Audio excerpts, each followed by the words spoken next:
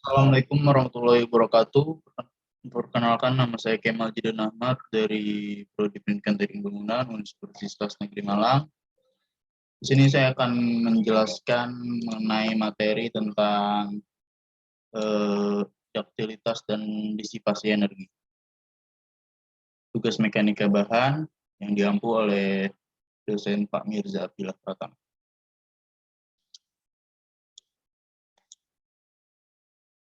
Yang pertama, saya akan menjelaskan terlebih dahulu tentang definisi dari duktilitas. Duktilitas pada balok beton bertulang merupakan perbandingan suatu parameter deformasi pada satu lengan tarik terluas penampang mengalami relief pertama. Sedangkan duktilitas pada logam merupakan kemampuan logam untuk menahan tegangan tarik. Nah, di sini duktilitas adalah ukuran suatu struktur yang memiliki kemampuan untuk mengalami gendutan yang besar tanpa mengalami penurunan yang berarti. Nah, sini ada sedikit ilustrasi tentang apa itu duktilitas ya. Ini ada contoh ilustrasi tentang duktilitas. Nah, selanjutnya pengaruh dari duktilitas itu terjadi itu dipengaruhi oleh faktor-faktor yang terjadi di internal dan juga eksternal. Salah satu internal itu seperti komposisi, ukuran butir, dan struktur sel, dan lain-lain.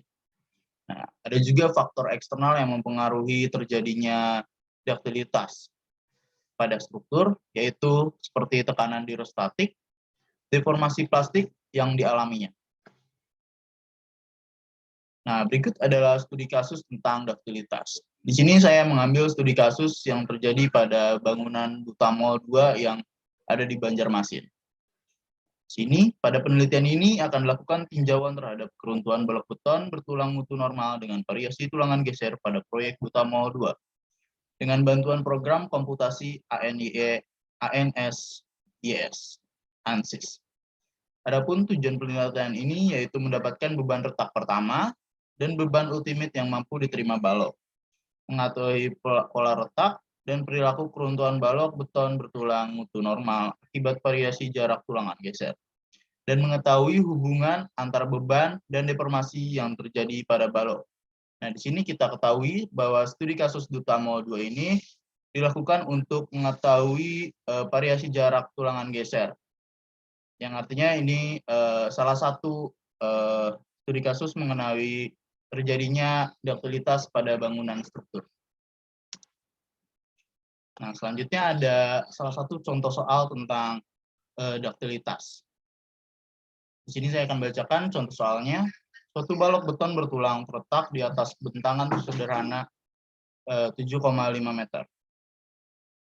Nah, dengan B sama dengan 500 mm dan D sama dengan 1075 mm dan H sama dengan 1150 mm.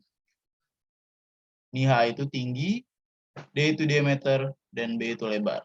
Nah, balok mendukung beban kerja yang terdiri dari beban hidup merata 52 km per Newton dan beban mati merata 32 km per meter. Periksalah apakah balok mampu menahan momen lentur yang terjadi jika penulangan 6 diameter 32 dan C aksen 20 MPa dan FY sama dengan 300 MPa.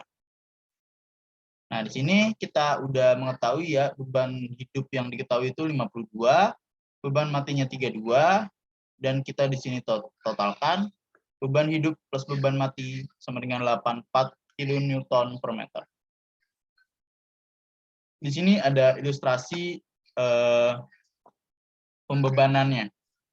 Dengan perhitungan momen max, kita di sini mencari momen max-nya terlebih dahulu. 1/8 dikali L pangkat 2. Di sini kita menggunakan rumus yang ini karena di sini terjadi beban merata penuh ya. Beban merata penuh dan diperoleh hasil 590,625 kN per meter.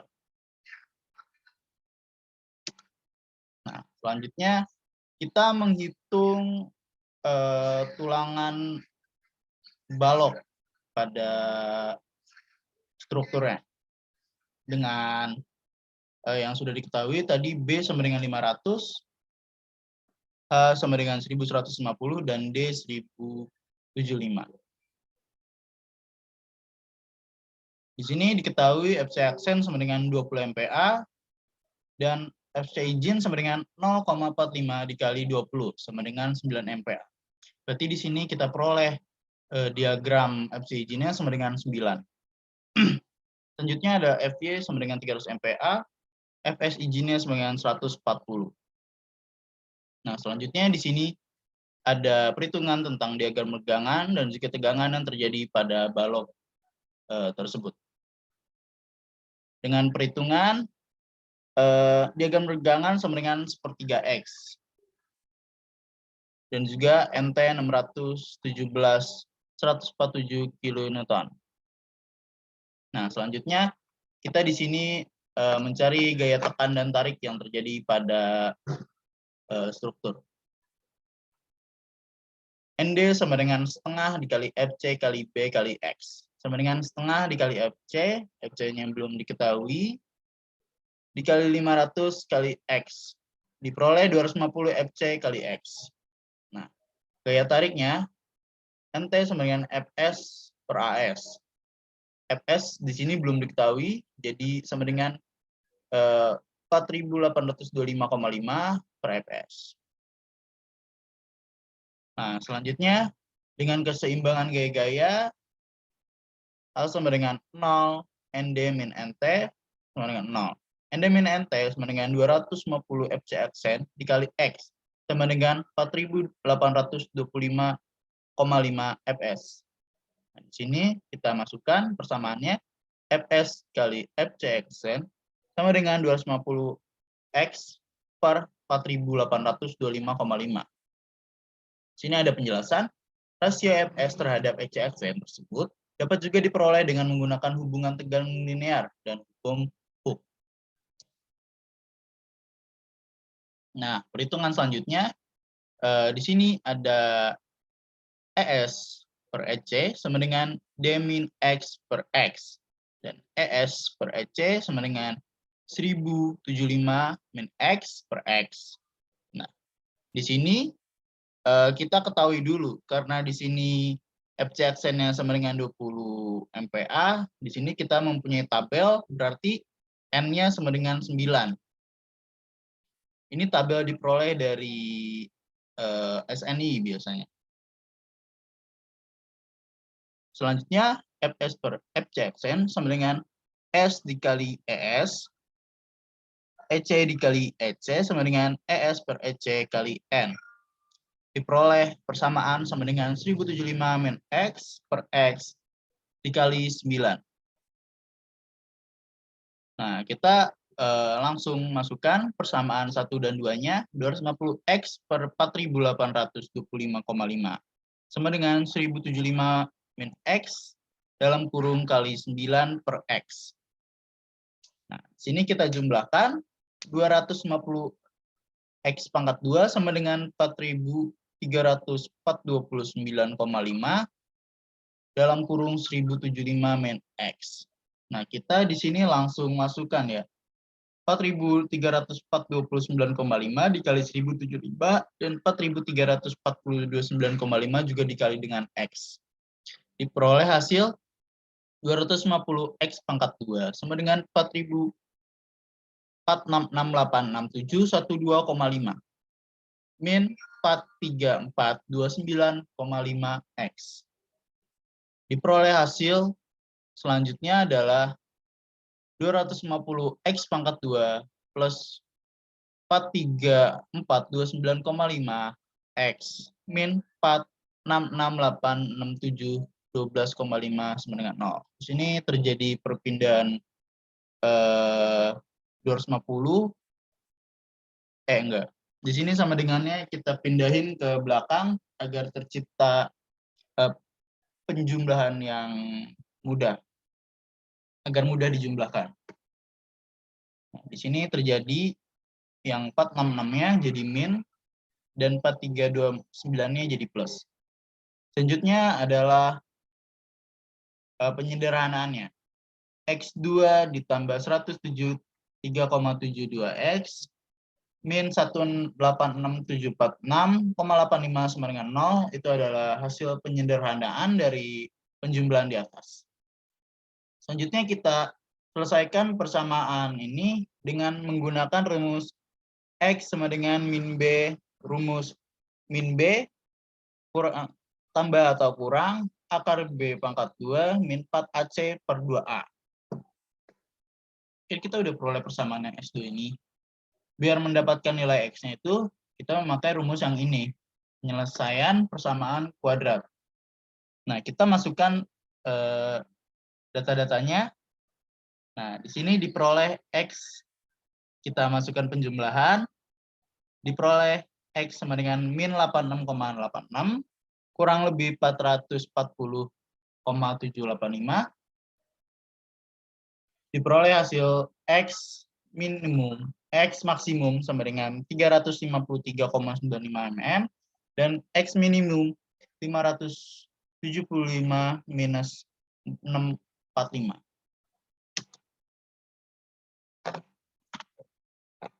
Nah, di sini kita menghitung MW sama dengan 590,625 kN/m sama dengan ND atau NT dikali lengan. Z lengan sama dengan D min 1/3X. Nah, kita peroleh D-nya sudah diketahui 1075 min 1/3 dikali X yang sudah didapat 353,925. Diperoleh hasil 0,957, 0,25 meter. Karena di perhitungan sebelumnya ini milimeter ya, diperoleh X-nya. Kita konversikan menjadi meter, diperoleh hasil tersebut. Nah, sini kita peroleh ND sama dengan NT sama dengan MW per Z. Kita masukkan, MW-nya sudah diketahui, Z-nya sudah diketahui, kita jumlahkan, MW per Z sama dengan 617,147 kilonewton.